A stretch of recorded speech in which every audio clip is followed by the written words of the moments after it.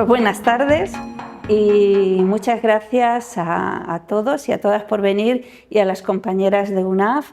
Para quien no lo conozca, UNAF es la Unión de Asociaciones Familiares, hace un excelente trabajo con estas familias que somos muchas y diversas y con las asociaciones como en nuestro caso que reúne pues, a muchísimas familias afectadas, víctimas del robo de bebés. Y ahora vamos a comenzar con unos testimonios de 3 personas, de 3 mujeres,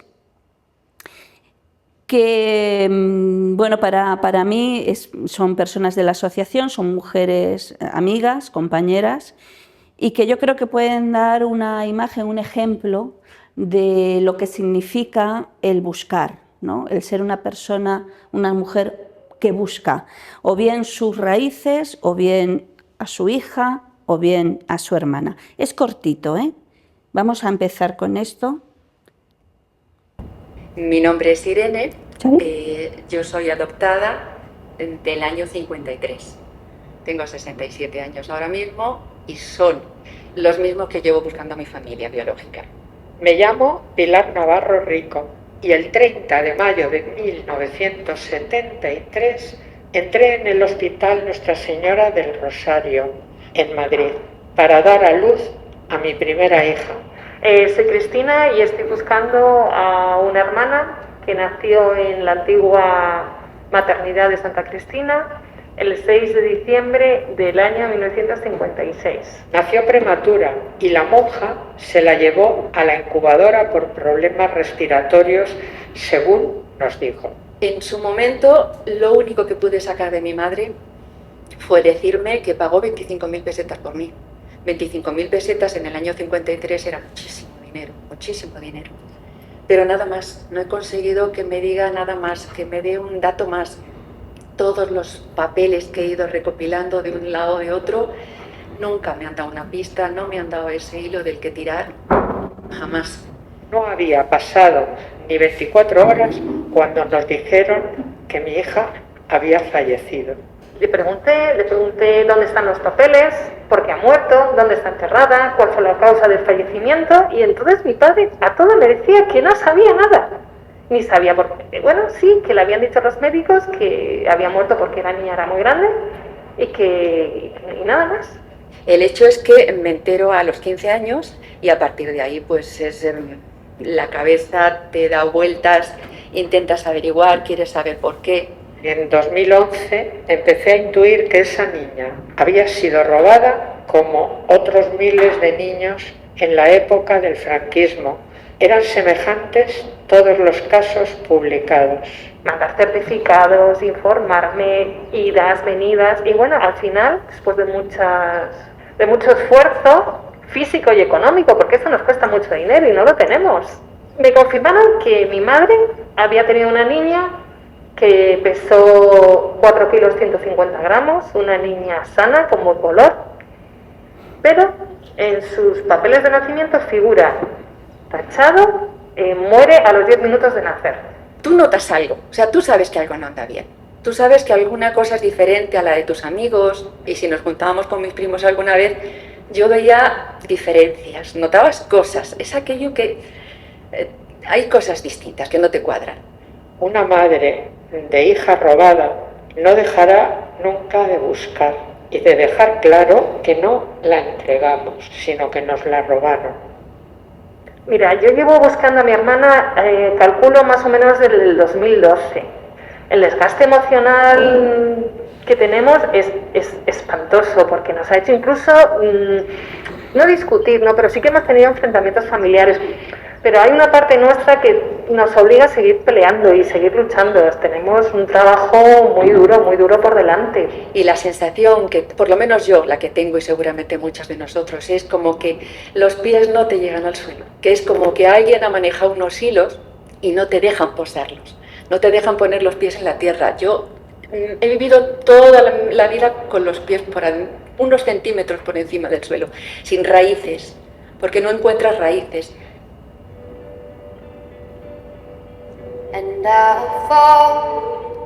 Bueno, Estos serían los testimonios de estas maravillosas mujeres que desde luego llevan muchísimos años, ¿no? Buscando a su hija, buscando a su familia biológica y buscando a su hermana. El caso de Irene ya se solucionó, ella encontró a su familia biológica.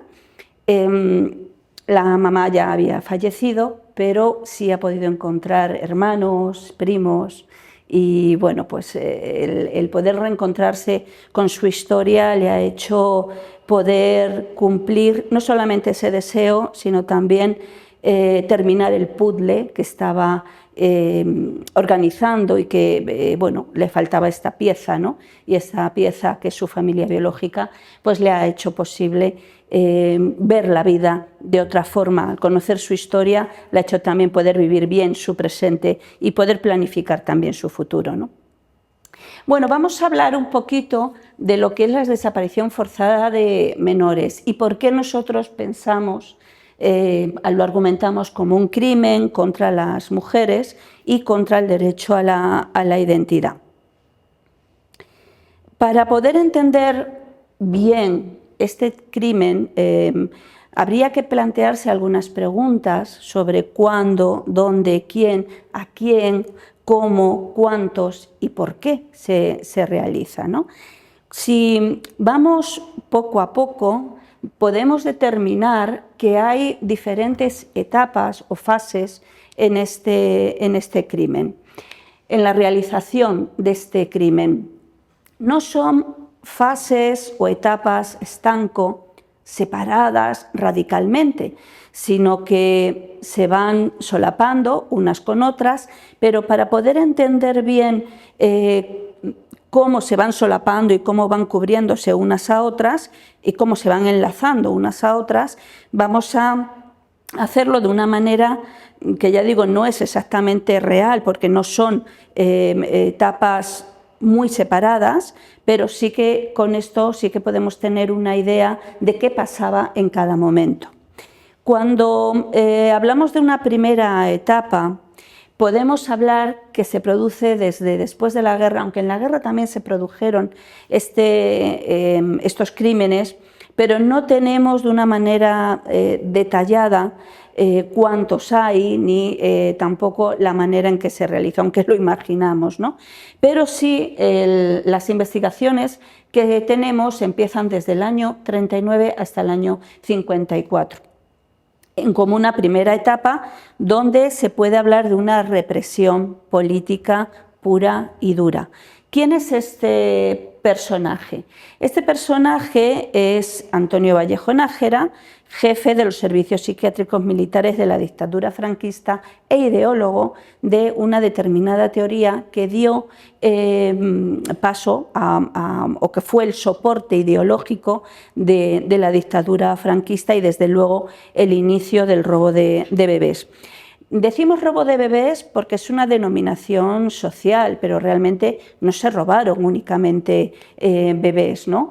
Ya veremos también cómo en las cárceles, bueno, pues había niños hasta los 3 años que luego se separaban de las madres. Lo que pasa es que en 2010, cuando empieza a surgir este boom mediático de este tema, las primeras asociaciones que empiezan a formarse son de familias o madres, pero familias, que buscan a sus hijos nacidos en hospitales, y esos hijos eran bebés.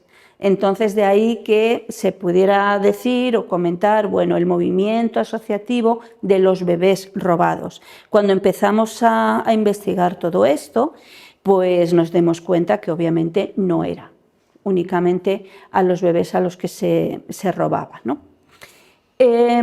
Cuando hablamos de este señor, de este personaje, veis que pongo ahí tesis del gen rojo. ¿Qué tesis es esta? Es una tesis que tiene como centro lo que se llama la eugenesia. La eugenesia era, bueno, pues la mejora, lo voy a decir de una manera muy simple, ¿no? una teoría y una práctica donde el objetivo era la mejora de las generaciones posteriores. Cuando, esto lo estoy diciendo de una manera muy simple, es muchísimo más complejo. Cuando este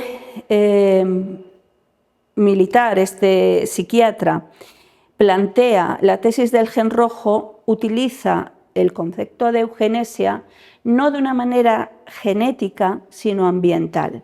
Lo que viene a decir es que los hijos de las mujeres antifranquistas rojas, de las familias con una ideología izquierdista, ¿no? Estas son palabras del momento, esos hijos van a heredar, no genéticamente, pero sí de manera ambiental, si se crían con esas familias, pues van a heredar esa ideología, van a asumir, a absorber esa ideología izquierdista, y eso va a dar lugar a desarrollar enfermedades psicosociales, es decir, al final se van a convertir en unos delincuentes y en unos psicópatas.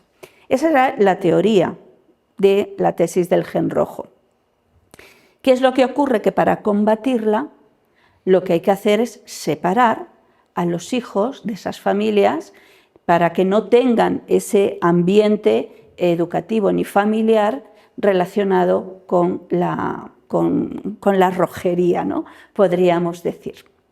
Bien, ¿qué pasó, por ejemplo, con la eugenesia en Alemania? Pues que hubo esterilizaciones, hubo asesinatos, hubo muertes, pero en el caso de España, el hecho de que estuviéramos en un estado, en un país fuertemente católico, impedía esas prácticas. Con lo cual, ¿qué es lo que se hacía? No se podía matar el producto, pero se separaba de las familias para reeducarlos en otros ambientes, con otras familias pues más adeptas al régimen y que pudieran tener los valores del nacionalcatolicismo. Bien, ¿dónde se producía esa separación? Pues fundamentalmente en esta época, en esta etapa, en cárceles donde estaban las mujeres republicanas, mujeres anarquistas, mujeres socialistas, mujeres antifranquistas. ¿Quién lo hacía? Pues claramente los vencedores de la guerra. ¿Y a quién? Pues a estas mujeres que podían estar significadas políticamente o no, porque muchas de estas mujeres que acabaron en las cárceles no siempre estaban significadas, es decir, podían ser madres o esposas o hijas o compañeras de varones que sí estaban significados políticamente, y ellas pues acabar allí precisamente por esa relación o familiar o de compañerismo o de matrimonio o simplemente muchas veces de amistad. ¿Cómo se hacía? Pues de una manera muy directa, porque este soporte ideológico también tenía un soporte legislativo, que después vamos a ver, y no tenía ninguna necesidad de andar con disimulos.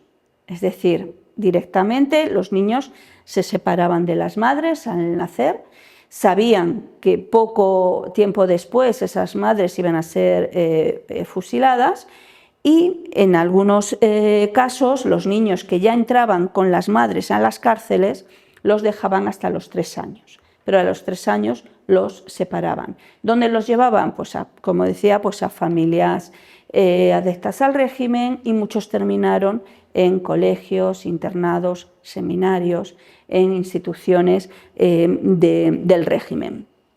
¿Cuántos?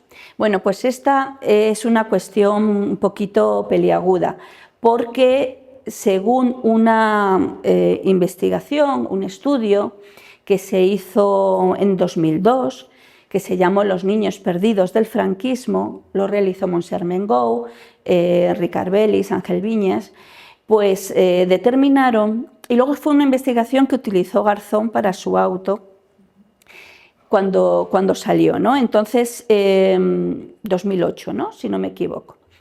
¿Qué es lo que contaban? Pues que hasta el año más o menos 1953-54, más de 30.000 niños fueron tutelados por el Estado. No significa que todos fueran niños robados a esas madres encarceladas, pero sí muchos de ellos. ¿El por qué? Pues como decíamos al principio, por una represión política muy contundente, muy contundente. Esta sería, en cuanto a leyes y decretos, la base legislativa. Hablábamos de un soporte ideológico y aquí podríamos hablar del soporte legal. Este soporte del año 40 y 41, hay 3. Yo no sé si estoy en medio, si lo estáis viendo. ¿Sí? Bueno, aquí está en cualquier caso.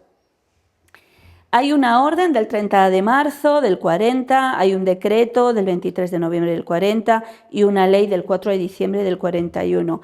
Mira, del primero, aunque lo tenéis ahí, pero lo voy a resumir, lo que permitía era que se separara a los niños y niñas de estas mujeres en las cárceles y meterlos o ingresarlos o internarlos en otras instituciones. Esto se decía por ley. Por ley. Esto es muy importante el tenerlo claro, ¿no? Había un soporte legislativo muy contundente. El segundo, el decreto, lo que hacía era que el Estado se podía apropiar de estos niños y niñas, es decir, podía obtener la patria potestad, por supuesto sin permiso de estos padres y estas madres. Y en tercer lugar, la ley del 4 de diciembre lo que permitía era registrarlos en el registro civil con otros nombres y otros apellidos, con lo cual lo que hacían era cortar absolutamente esa relación paterno-materno-filial con esos niños. Y de hecho, niños robados, tutelados por el Estado de esta época, pues hemos conseguido encontrar muy pocos, más bien podemos decir que ninguno. ¿Vale? No hay posibilidad o no ha habido posibilidad hasta el momento de encontrar a ninguno de ellos porque, claro, no hay ninguna relación, ningún hilo del que tirar. Esto es la obra que os comentaba, la investigación. Y bueno, como os decía, no es una cuestión de aquí se termina en el 54 la primera etapa y después a partir del 54 empieza otra etapa. No, es una continuidad. Lo que pasa que efectivamente los tiempos hace que haya unos móviles diferentes en una etapa y en otra. ¿Qué pasaba con la dictadura franquista? Pues que no únicamente era característico de esta dictadura una única represión, es un conjunto, fue un conjunto de represiones, la represión política, pero también la represión ideológica, por supuesto, la religiosa, la represión social, toda la represión que hubo durante toda la dictadura en las fábricas, en todos los sectores sociales, en cada barrio, en cada manifestación, en cada concentración, y no siempre era por cuestiones políticas y sobre todo por una cuestión de género. Yo creo que, bueno, a ver si nos da tiempo a verlo, y si no, pues lo lanzo aquí para después poder debatir sobre ello, es la imagen y la figura de las mujeres durante la dictadura, ¿no? Yo creo que, aunque las que estamos aquí somos todas muy jóvenes, pero creo que todas conocemos qué pasaba con las mujeres durante el franquismo, ¿no? No se podía hacer absolutamente nada sin el permiso del padre, marido o hermano mayor si no estabas casada y no tenías padre, ¿no? No podías viajar, no podías vender cuestiones de tu propiedad, propiedades tuyas, no podías, por supuesto, trabajar sin la firma del marido, no podías tener ni siquiera una cuenta corriente. ¿Qué eran las mujeres? Las mujeres no eran sujetos de derecho durante el franquismo, no lo eran. En un ambiente y en una sociedad con tal patriarcado y además con una ideología franquista, fascista, aunque no todo el mundo esté de acuerdo con este término, durante el franquismo, pues no es difícil el poder entender por qué esto lo consideramos un crimen contra las mujeres. Las mujeres eran vasijas contenedoras de vida, pero ni siquiera bueno, se les permitía decidir poder criar a sus hijos. Como habéis visto, estas leyes, estos decretos, esta normativa, ya no hacía ni siquiera falta que se aplicara por ley. Todo esto se fue convirtiendo en una práctica social que se extendió, como se extendió y se extendieron todas las violencias que hubo en el franquismo, y se normalizaron todas estas violencias y todas estas represiones. Y la más normalizada fue la más invisible, o la que hace poco ya hemos empezado a sacar a la luz, que es la violencia contra las mujeres, que era absolutamente generalizada. En esta segunda etapa, que para nosotros pues, dura toda la dictadura, ¿qué diferencias hay con la primera? Bueno, se amplía el foco. Es decir, si antes, en la primera etapa, los robos de los niños y las niñas se producían en cárceles y se producían con mujeres, significadas o no políticamente, pero muy relacionadas con la represión política, en este momento los sectores se abren, es decir, el foco está en sectores muy vulnerables. También digo, mujeres significadas políticamente o no, y la gran mayoría no lo era.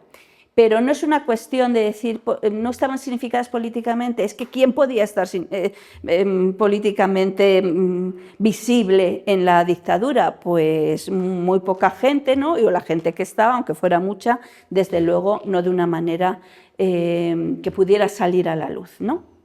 Pero la mayoría de estas mujeres de esta etapa pues eran mujeres, como digo, de sectores vulnerables, podían ser madres solteras, podían ser madres casadas, con familias numerosas, como fue nuestro caso, mujeres, bueno, con carencias culturales, carencias de diferente tipo, educativas, con pocos recursos para enfrentarse a un crimen de estas características y además darse cuenta de que está siendo víctima de este crimen.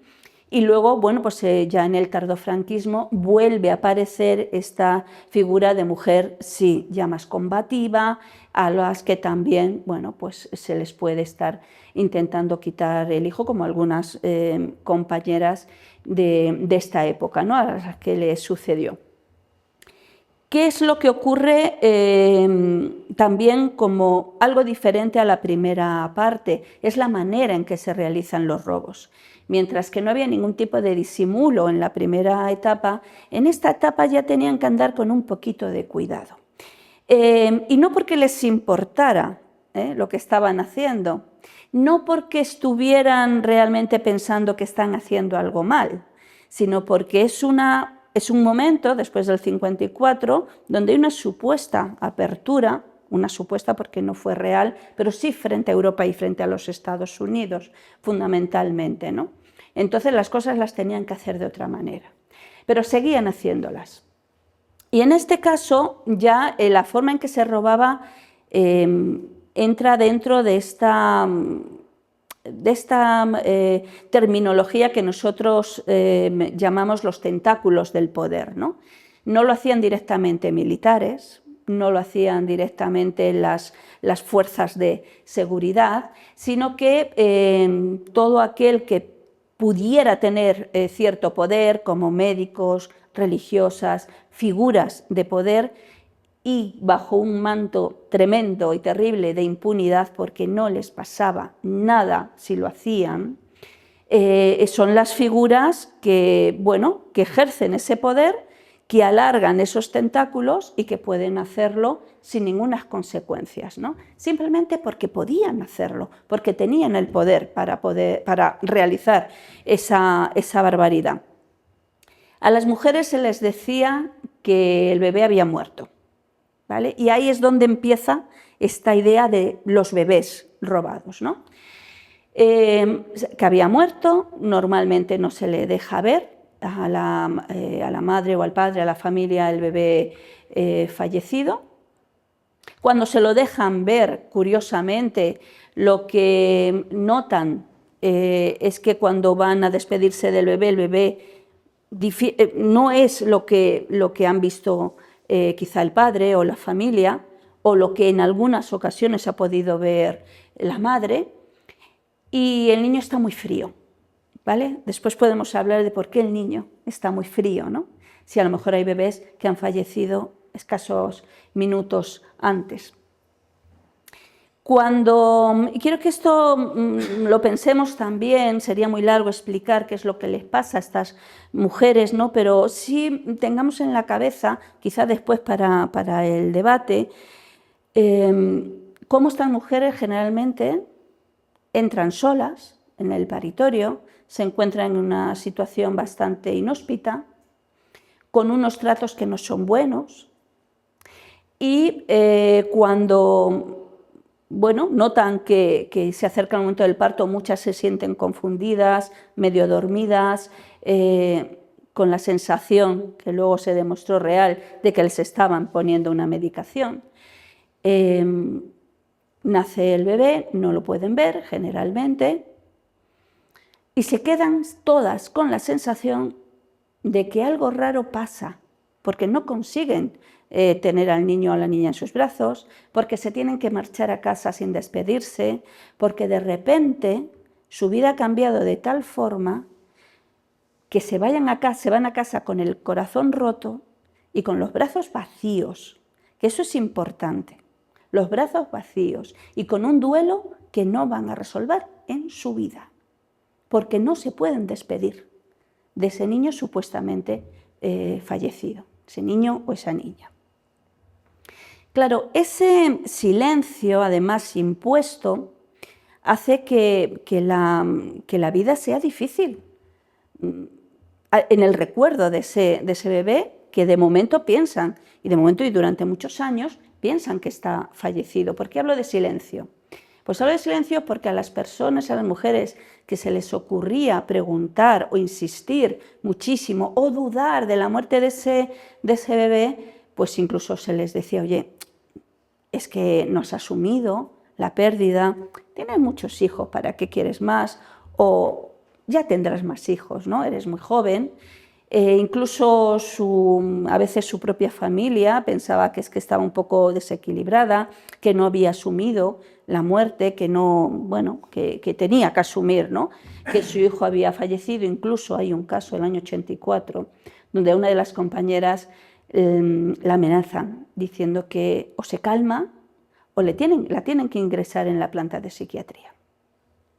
Con lo cual es un silencio impuesto por uno mismo, porque pueden pensar estoy loca, por el silencio social también, ¿no? De gente que puede no comprender a esa mujer, y sobre todo el silencio institucional, un silencio institucional que dura hasta el día de hoy. Eso también es importante tenerlo claro. ¿Y qué pasa después? Pues después, cuando surge este boom mediático, el 2010, y empiezan a salir los niños y niñas ya mayores en medios de comunicación, niños que fueron en su día o adoptados o registrados como hijos biológicos sin serlo, se enteran de alguna forma, hay varias formas de enterarse de que son niños que no son hijos biológicos de las familias con las que se han criado y quieren buscar a sus padres biológicos. Y cuando esto salta en los medios, muchas de estas mujeres, familias, piensan, bueno, pues a lo mejor no estaba yo tan loca, ¿no? Porque a lo mejor ese señor o ese hombre que está buscando a su familia, pues a lo mejor es mi hijo, ¿no? El que me dijeron que había muerto. Y ahí es donde empieza todo un gran movimiento asociativo de bebés robados, pero que, como ya digo, en realidad los organismos internacionales dejan muy claro que son desapariciones forzadas de menores.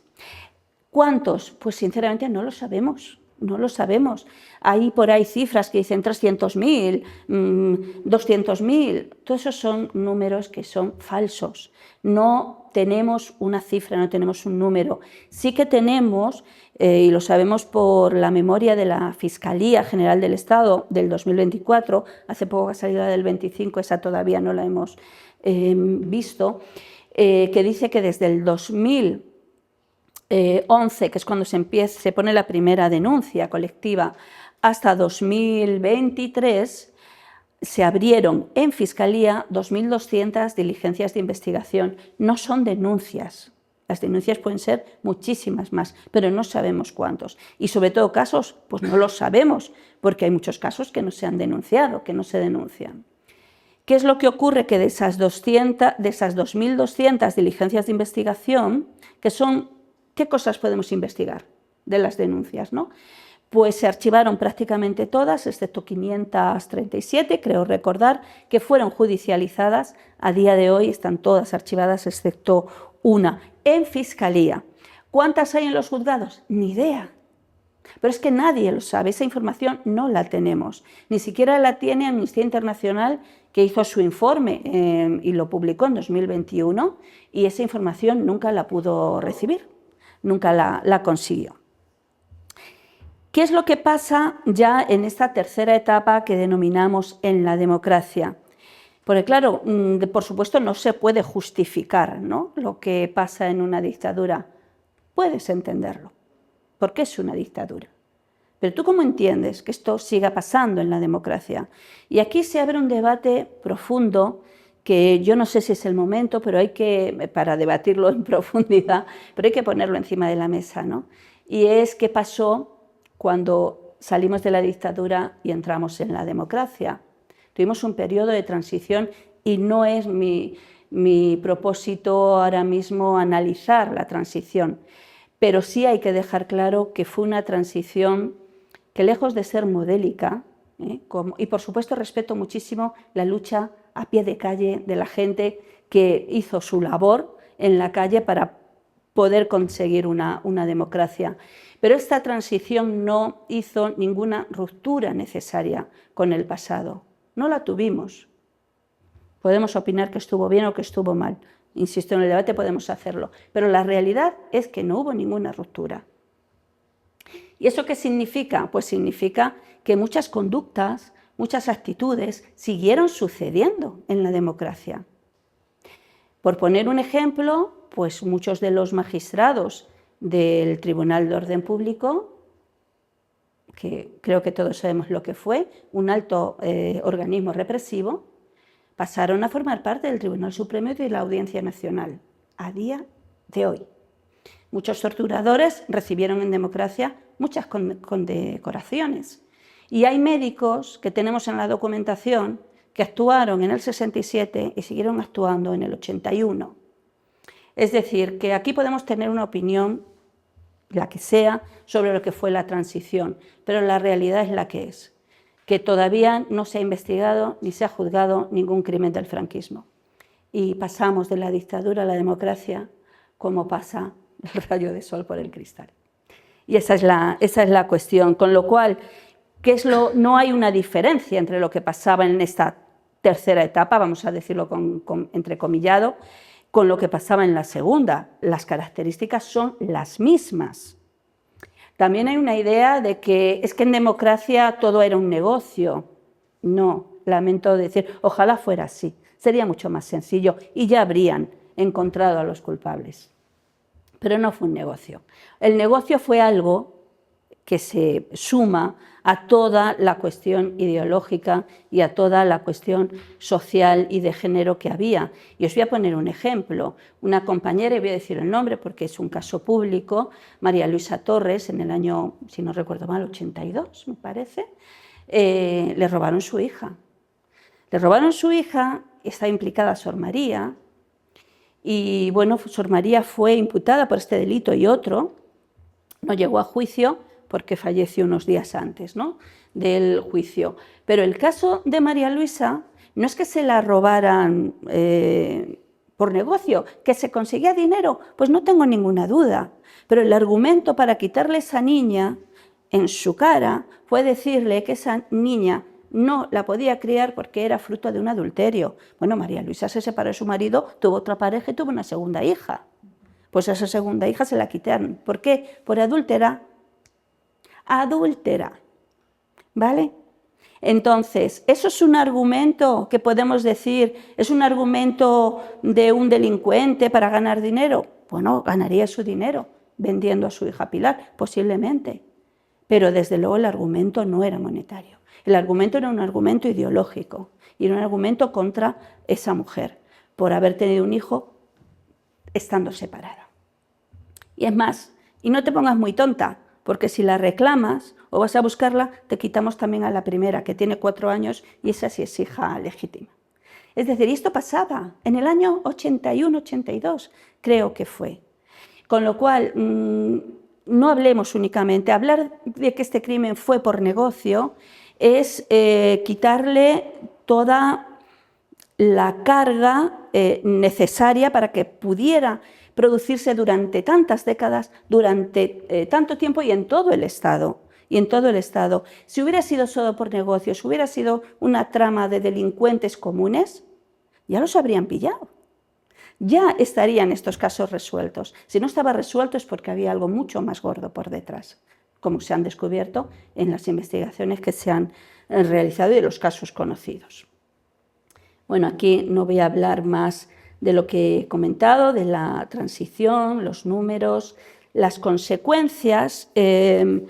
Simplemente quiero comentar por las investigaciones. Nos hemos centrado mucho en la asociación, en poder ayudar a las víctimas, a las mujeres víctimas, y de ahí hemos sacado toda esta información. Os contaba un poco qué sentían esas mujeres cuando daban a luz y se tenían que ir a su casa sin sus hijos. ¿Qué pasaba después cuando descubrían que eran víctimas, décadas después de producirse, ¿no?, el crimen? Bueno, pues cuando empezaban a sospechar que eran víctimas, pues ahí había mucha rabia, porque no se habían dado cuenta de que habían sido víctimas de un crimen tan atroz. Pero claro, ¿cómo se van a dar cuenta? Si estamos hablando de hacía décadas que se había producido ese crimen y como antes comentábamos en el pasillo, ¿verdad, Raquel? Que es que estás poniendo tu vida y la de tu hijo en manos de supuestos profesionales que tienen que cuidar de ti y de tu hijo. Y sin embargo lo que hacen es quitarte, ¿no? Entonces esa rabia, esa frustración, ese miedo al no saber qué ha pasado con tu hijo, quién lo habrá criado, si habrá sido feliz, qué le habrán dicho, que su madre lo abandonó. No se abandonó a esos niños, ¿no?, ni a esas niñas. Entran en una profunda depresión. Hemos tenido que hacer bastantes talleres de acompañamiento emocional, bastantes talleres de la salud para poder, acuerpar y acompañar a estas mujeres que están sufriendo lo indecible, ¿no? No os tengo que decir nada a las que habéis pasado por ello. Yo soy una hermana que busca y sé lo que significa.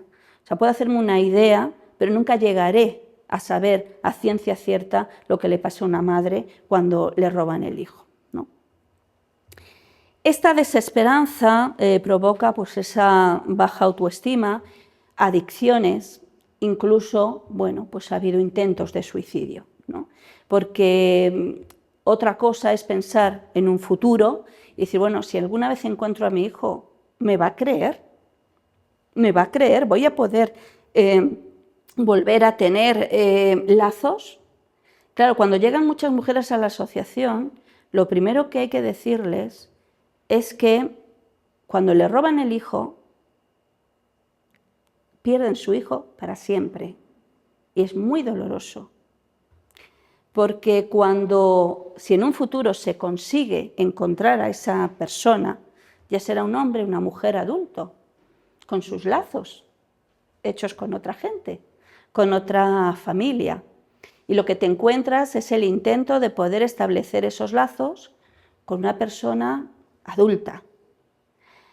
Que se consigue es maravilloso, no suele dar buen resultado, también lo digo. ¿Por qué? Porque se hace de una manera sin ayuda profesional. Yo siempre digo que cuando se está en la búsqueda se necesita ayuda profesional, no solo psicológica, también mediadores. La mediación familiar es imprescindible para poder llegar a los reencuentros. Bueno, y en la actualidad, ¿cuánto tiempo me queda, Raquel? Yana. 5 minutos. Oy. Bueno, en la actualidad voy a resumir mucho, después lo paso rápidamente. Podemos decir esos números que os contaba, ¿no? de las 2.200 diligencias de investigación que ya están en Fiscalía archivadas. ¿Y por qué se archivan tanto? Pues se archivan tanto porque por los criterios de prescripción, que tiene que ver con una diferencia fundamental entre lo que dice la normativa española y lo que dice el derecho internacional. Para el derecho internacional, para Naciones Unidas, para todos los organismos que están luchando por los derechos humanos, este crimen, la desaparición forzada, es un crimen imprescriptible. No se termina, no puede prescribir un crimen de desaparición forzada hasta que se encuentra a esa persona, viva o muerta. Pero hasta que se encuentra, hasta que se sabe la ubicación de esa persona. España ha firmado, por supuestísimo, los tratados internacionales, ha firmado la Convención contra la desaparición de personas. Lo que ocurre es que, claro, cuando se incluye en el ordenamiento interno, no se tiene en cuenta los casos anteriores a cuando se han incluido, se han firmado esos tratados. ¿Por qué? Porque necesitamos algo muy importante en nuestro ordenamiento interno, en el Código Penal, que es el principio de legalidad internacional. Es decir, no importa cuándo se produjeron esos delitos. En el derecho internacional tradicional es un delito, la desaparición forzada es un delito desde siempre. Pues desde los juicios de Nuremberg, por ejemplo, los crímenes contra la humanidad, incluso antes de los juicios de Nuremberg. Pero desde ahí, por lo menos, hay delitos que se llaman internacionales porque están bajo el derecho internacional. Sin embargo, nuestra normativa interna no los acata o no los incluye porque no tenemos incluido el principio de legalidad internacional. Es algo por lo que estamos luchando desde CEACUA, desde muchísimas organizaciones sobre la defensa de los derechos humanos. Bueno, sé que hay mucho más que os puedo contar. Simplemente la acción de la asociación tiene que ver con medidas, con un trabajo integral en el ámbito social, en el ámbito legislativo, en el judicial, en el de derechos humanos, y nuestra mayor esperanza es la ley de bebés robados que estamos llevando a cabo, estamos impulsando en el Congreso de los Diputados. Es una ley que lleva ya 8 años en tramitación. Esta es la tercera legislatura. No está muy fácil, también podemos hablar el por qué lleva 8 años sin salir aprobada, pero es una ley que está basada en los derechos a la verdad, la justicia, a la reparación, a las garantías de no repetición, y sobre todo el objetivo principal es que sea el Estado el que se haga cargo y responsable de la búsqueda de estas personas desaparecidas, antes niños, ahora hombres y mujeres, ya adultos, que investiguen en profundidad los hechos, que den con los culpables, es decir, verdad, justicia. La reparación, por supuesto, no tiene que ver con una reparación económica. No queremos ni un solo euro, no queremos dinero. ¿Cuánto dinero se necesita para reparar esto? No queremos dinero. Queremos un acompañamiento, una mediación, queremos que a las víctimas se nos acoja en la protección estatal que merecemos y, por supuesto, las medidas de no repetición, porque todo esto que estamos haciendo, las asociaciones, lo tiene que hacer el Estado, con campañas de sensibilización, con medidas preventivas y, sobre todo, con una difusión que hasta ahora, desde luego, no está haciendo. Comparadlo con en Argentina, toda la labor que, por lo menos antes de este gobierno de Milei, hacían los medios públicos. Había un partido de fútbol, un concierto, y lo primero que hacían era dar voz a las abuelas de Plaza de Mayo para decir: aquí estamos. Si nos necesitáis, estamos aquí. ¿Nosotros qué difusión tenemos? Pues entre nosotros mismos. ¿Pero acaso el Estado nos está ayudando a realizar esta búsqueda? No, nosotros somos detectives de nuestras propias vidas. Nosotros cargamos en nuestros hombros con la responsabilidad y la dureza de una búsqueda, ¿no? Además del dolor que esto provoca. Una víctima nunca tendría que hacer eso. Y bueno, pues esta es la foto del último registro. Y bueno, quiero terminar con un mensaje de esperanza, de que es posible, porque mucha gente pequeña, como decía Galeano, en lugares pequeños, haciendo cosas pequeñas, puede cambiar el mundo. Yo estoy convencida de que algún día lograremos encontrarlos.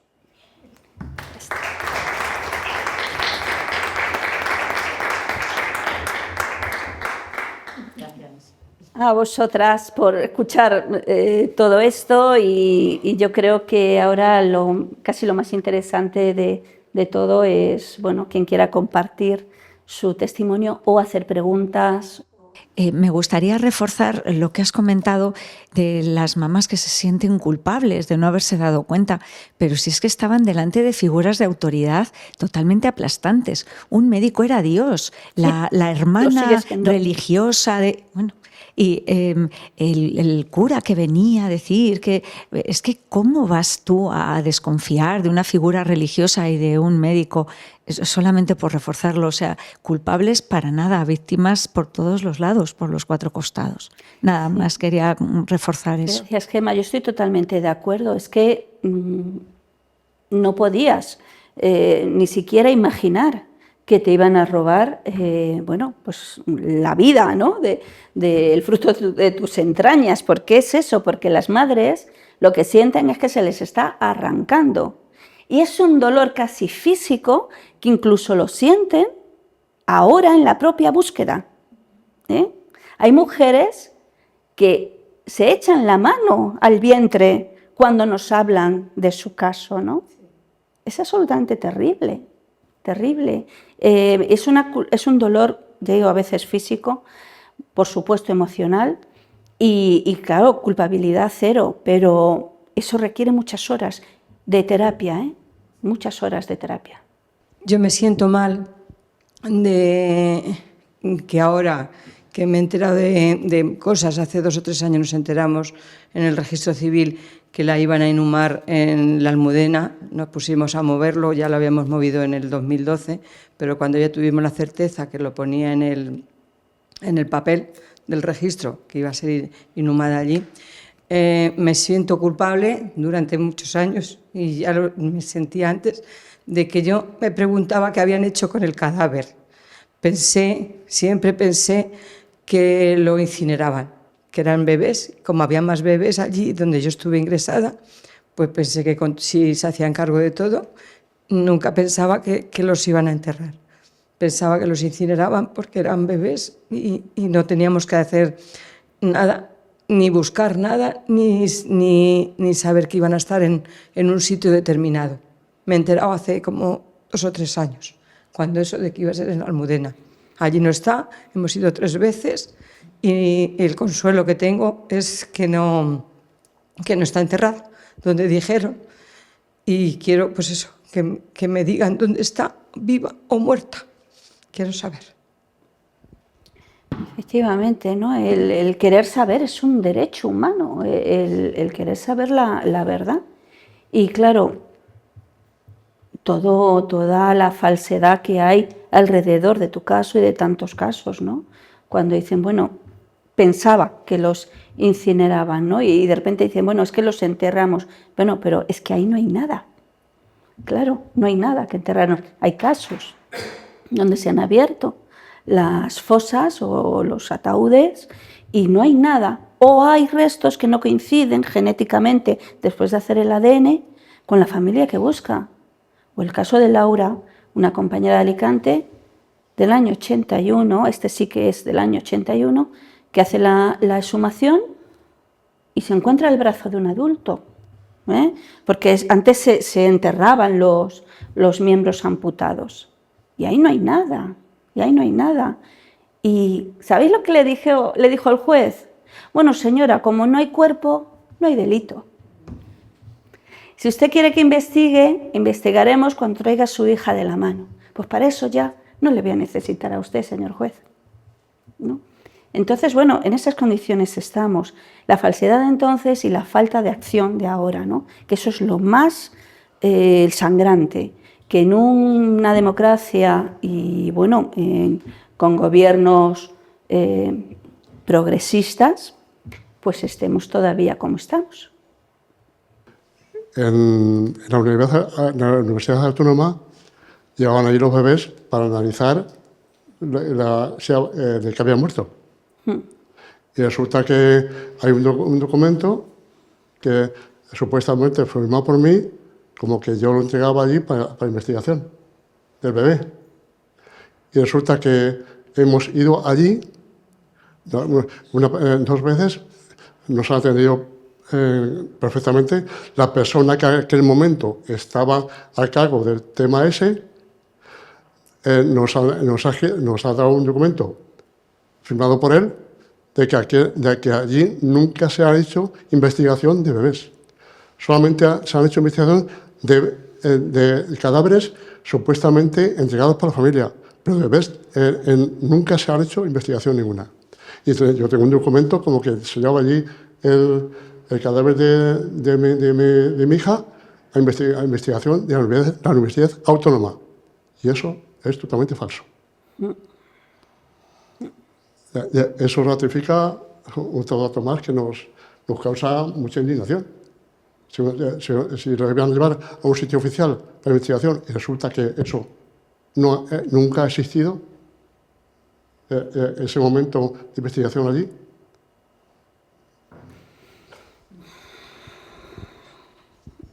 Exactamente, es que no hay mucho más que decir. Claro, no hay mucho que decir. Si por supuesto queréis alguno hablar y no queréis salir, sí, no hay por qué salir, pero digo que puede ser un momento interesante para comentar. Bueno, yo tengo 56 años, tengo 2 hijas. Quiero hablar del tema de la poca información que hay sobre este tema, sobre todo. Se sabe algo de lo que pasó en la guerra civil, después de la guerra civil, la posguerra, todo eso, pero muy poquito en las generaciones modernas, por decirlo de alguna forma, de la edad de mi hija. Mi hija tiene 33 años y la poca información que tienen porque, como ha dicho Sol, los supuestos gobiernos progresistas que han estado en estos 40 años no han querido saber nada de ellos. Y ahora que se han decidido, por decirlo de alguna forma, ahora a empezar a meter baza en esta situación que estamos, tampoco quieren hacer nada, es que apenas se ve. Preguntas a cualquiera o le dices a cualquier joven, y hablo de jóvenes de 30 y tantos años que ya no son tan jóvenes y no les interesa ni saben ni se te quedan. Yo mismo ayer estuve hablando con mi hija Ana Belén, la mayor, le dije que iba a venir a la charla de Sol, que hablabas, y me decía, pero papá, ¿y eso? ¿Pero eso pasó? Digo, joder, hija, claro que pasó. Digo, pero parece increíble que no sepas estas cosas. No tenía ni idea, papá. Por eso digo la poca información que se quiere y que no se quiere que se sepa todavía, que no hemos salido todavía que el franquismo todavía sigue ahí. Y la dureza que han tenido que pasar. Y esto es algo que siempre digo. Hablan de los perdedores, no. Hablemos de las perdedoras. Durante la guerra, después de la guerra y mucho después de la guerra. Fueron las mujeres las que perdieron realmente y aquí es una de las pruebas. Bueno, es que la ley del silencio, ¿no? De eso no se ha hablado, ¿no? Pero yo no conozco. Yo conozco, pero mi familia no me ha hablado del tema de la guerra y la posguerra. Y yo he sufrido, siento que he sufrido, ¿no? Esa dictadura de alguna manera. Pero yo quería preguntar, porque esto es como muy cruel, ¿no? Está muy bien organizado. La otra parte, ¿no? Si tienes, sobre todo a nivel de la universidad, aunque sea de forma anónima, si hay alguna información o testimonios de las mamás receptoras, sí, que a lo mejor eran muy ignorantes. Me gustaría que me aclararas eso, sí, o no. Y después, por género, los papás, Como está en el patriarcado, cómo actuaban. Sí. Y lo más fundamental, hilando con las generaciones, ¿no? Esos hijos tienen que intuir, tienen que haber también descubierto cosas, ¿no? Porque descubres, porque estudias, porque estás en una sociedad, porque ves el cambio, porque además hay conexiones que la vida te da, ¿no? Y cada vez que va pasando el tiempo, si uno se interesa por estos temas, los temas humanos, y quiere trabajar en pos de la paz, ¿no? Pues puede llegar a un conocimiento apropiado, veraz y muy justo, que es lo que necesitamos. Y además es que esa carga de la gente que queremos un poco saber la verdad, ¿no?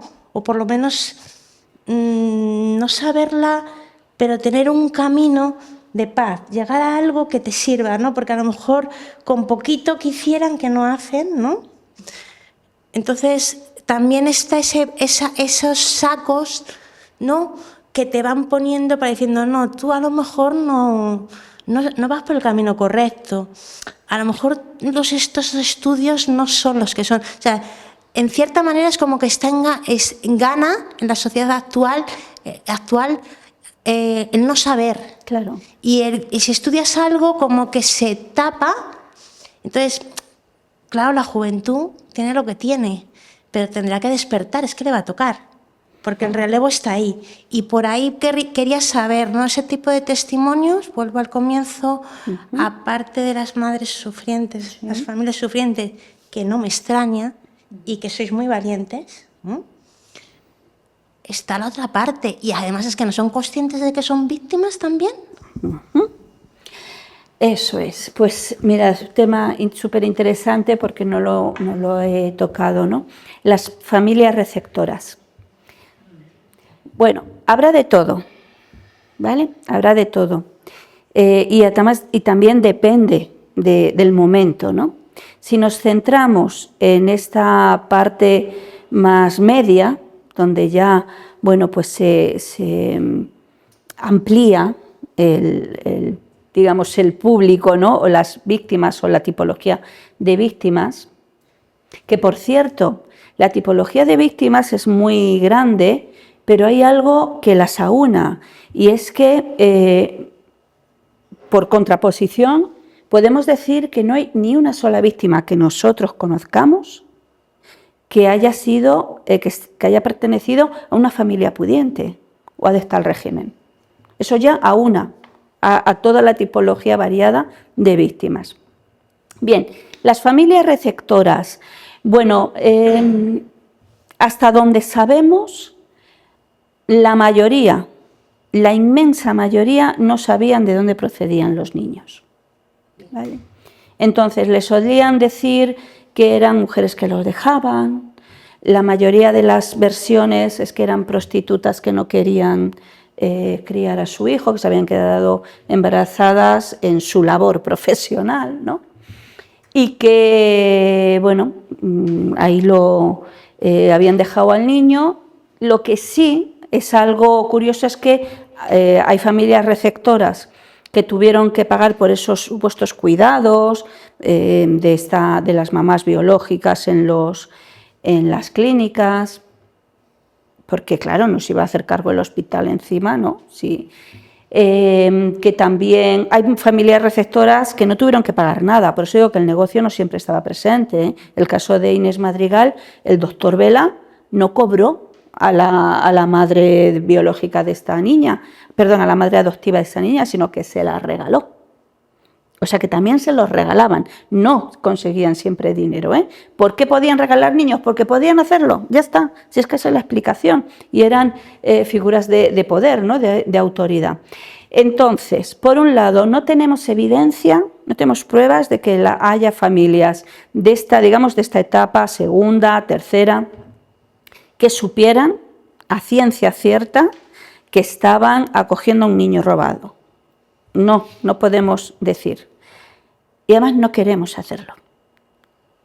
Que esa es la otra cuestión. No queremos hacerlo. ¿Por qué? porque estos niños nuestros formaron parte de otras familias con las que crearon lazos. Y nuestra función no es poner en contra a estos niños y niñas con sus familias adoptantes. Lo que queremos es que sepan que no se les abandonó, ¿vale? Queremos que si ellos consiguen averiguar la verdad, porque nosotros estamos aquí abiertos, con los brazos abiertos a recibirlos, y para que les contemos lo que ha pasado, nuestra función no es quitar esa persona de su ámbito familiar con los que han construido lazos, ¿vale? Por lo tanto, nuestra función no es decir, tu padre y tu madre son unos ladrones de niños. Primero, porque no tenemos pruebas. Segundo, porque no queremos hacerlo. Porque nos parece que la búsqueda tiene que estar rodeada, y esto es para sonar muy cursi, pero eso lo hemos aprendido de las abuelas de Plaza de Mayo. Aquí no se busca por odio ni por rencor, se busca por amor. Se busca por amor. Y lo diré en todos los sitios donde haga falta.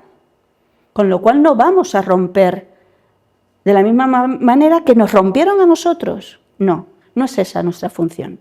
Entonces, también tenemos que decir que hay familias adoptantes que están ayudando a sus hijos, cuando salió todo esto, a encontrar a su familia biológica. ¿Son las menos? Sí, hay muy pocas. Pero están ahí y también hay que aplaudir ese gesto. El caso de Inés Madrigal fue su propia madre la que le dijo que era una niña adoptada, no era adoptada, estaba inscrita biológicamente. Bueno, el papel de los papás, pues durísimo también para ellos. Si cuando aquí hablamos de un crimen de género, no es porque estamos diciendo las únicas que sufren son las mujeres. Pues aquí tenemos a padres, ¿no? Por supuestísimo. Mi familia es una familia enorme, somos 2 mujeres, 2 hermanas, y muchísimos hermanos, somos una familia de 10 con el que buscamos. O sea, el que buscamos hace el número 10. Todos los varones están en la búsqueda, los que quedan vivos, ¿no? Que ya fallecieron 3 de los hermanos. No es que no sufran, es que hay que saber diferenciar entre la represión ejercida contra la mujer por ser mujer y quién sufre esas consecuencias también de esa represión. Por supuesto, la mujer sin duda alguna, los padres, por supuestísimo, pero el foco era la mujer. Era la mujer. Se le robaban los hijos a las mujeres porque no eran nada. Eso no significa que no sufrieran las consecuencias de todo ese dolor también el padre y los hermanos y los varones, por supuestísimo. No los tenemos olvidados, los tenemos muy presentes, muy presentes. Y en cuanto a los hijos, pues hay quien busca, porque se ha enterado, porque se lo ha dicho. Normalmente cuando se enteran por la propia familia biológica, en buenos términos, pues es la familia también la que está acompañando en esa búsqueda.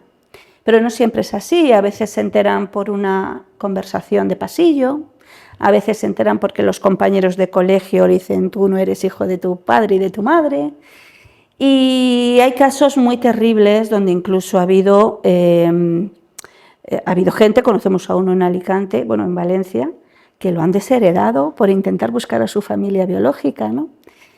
Claro, a mí no me pueden desheredar porque no teníamos nada, pero estos niños fueron a familias que sí tenían.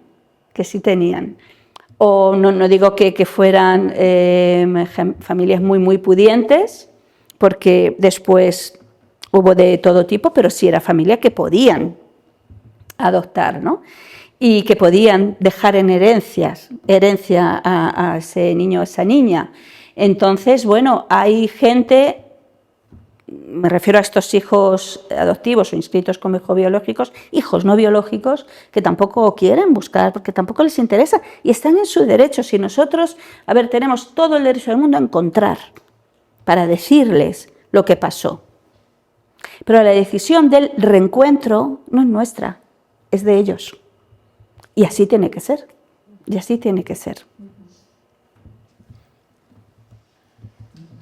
Sí. En la ley de bebés robados que estáis intentando llevar que se apruebe por fin, ¿podrías hacernos un pequeño resumen de qué consta? Y sobre todo el banco de ADN, no sé si entra por ahí. Sí, por curiosidad también. Bueno, muy resumidamente, como os decía, el articulado está organizado bajo los capítulos de derecho a la verdad, a la justicia, a la reparación y las garantías de no repetición. Por ejemplo, el derecho a la verdad, cositas que pedimos, pues que se abran los archivos públicos y privados. Ahí nos encontramos con la dificultad de los archivos de la Iglesia Católica. Hay que salvar ese obstáculo porque no es fácil. Son archivos privados y están en su derecho. No nos gusta un pimiento esto, pero es así, de nuevo abrirlos.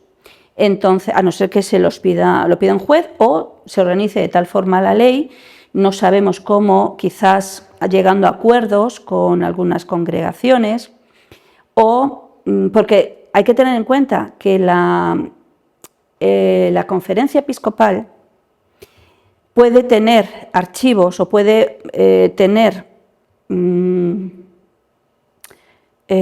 ¿cómo se dice?, son los que pueden abrir archivos, pero sobre todo relacionados con documentos bautismales, de bautismo. Pero los archivos de las casas cuna, de centros regentados por monjas, como por ejemplo los centros del patronato, donde también se robaban niños, que eso no lo he mencionado, pero los centros del Patronato de Protección a la Mujer, en las maternidades como Peña Grande, todo eso no lo lleva el arzobispado, por ejemplo, ¿no? Lo lleva directamente el Vaticano. Depende directamente del Vaticano esos archivos. Entonces, bueno, habrá que llegar a algún tipo de acuerdo o directamente por ley que lo abran. ¿Difícil? Sí, pero bueno, es una de las cositas que pedimos, que nos parece importantísima. Después, el derecho a la justicia, pues por supuesto, que no prescriban las acciones nada más recibirlas. Es decir, bueno, esto como está prescrito, ya no se investiga. No, investiga primero y después ya se verá si esto está prescrito, no está prescrito, si hay indicio de delito, si no lo hay, pero lo que no puedes hacer es un archivo masivo y sistemático, porque ha prescrito, ¿no? Cuando es un crimen imprescriptible según el derecho internacional. En cuanto, por ejemplo, a las exhumaciones, también dependerían del Ministerio de Justicia o de los ayuntamientos o donde correspondiera. También sufragadas por las instituciones públicas. Así de memoria, la reparación, como os decía, no indemnizaciones económicas, pero sí, por ejemplo, el acompañamiento a las víctimas, una reparación más médica, psicológica, acompañamiento, entendimiento, mediación, si hay posibles reencuentros. En la sección en el apartado capítulo del derecho a garantías de no repetición, pues todas las difusiones, todas las campañas de sensibilización. Y después de eso, entonces, se tendría que poner en marcha 3 organismos: la Fiscalía Especializada, el Banco de ADN Nacional y Gratuito y la Comisión Nacional por el Derecho a la Identidad. Son 3 organismos que estamos copiando literalmente de Argentina, porque además desde Argentina nos han asesorado desde el Banco de Datos Genéticos, desde la CONADI, la Comisión Nacional de Derecho a la Identidad, desde la Fiscalía Especializada en la Apropiación de Niños y Niñas. Bueno, pues esos 3 organismos hemos tenido reuniones con ellos para que nos pudieran asesorar. En cuanto al Banco de ADN, es primordial para los reencuentros, pero claro, tiene que ser un banco nacional, tiene que ser un banco gratuito. ¿Y por qué? Pues mirad, por un ejemplo rápido, en las leyes de memoria democrática autonómicas, que son estupendas, maravillosas, el banco de ADN funciona, pero funciona para la comunidad. Claro, ¿qué quiero decir con esto? Que esto no es como los crímenes de fosas, ¿no?, que normalmente mataban y metían en fosa a vecinos de la localidad, ¿no?, que pensaban diferente, claro. Pero en el caso de los bebés robados pueden salir de una comunidad e irse a otra. Con lo cual necesitamos un banco de ADN totalmente abierto, gratuito, por supuesto. Bastaría con poner una denuncia para poder entrar en ese banco de ADN, pero que sea de todo el Estado, ¿no?